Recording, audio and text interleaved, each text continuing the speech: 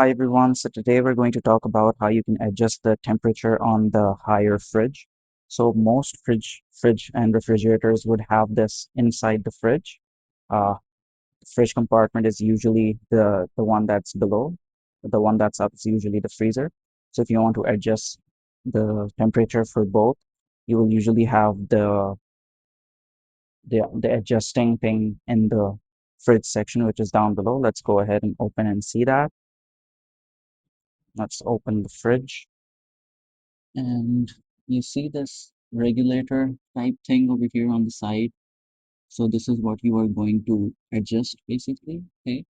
So you can see all the markings over here, like it says 6, 5, 4, 3, 2, 1, all of these. So you can adjust these according to whatever temperature you want.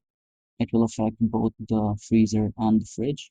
So you can just rotate it like this. You can see this is 1, 0, 1, 2, 3, 4, 5, 6. So it's currently set at the highest or close to the highest, since that's what we require at the moment. So that's the setting we're using it at.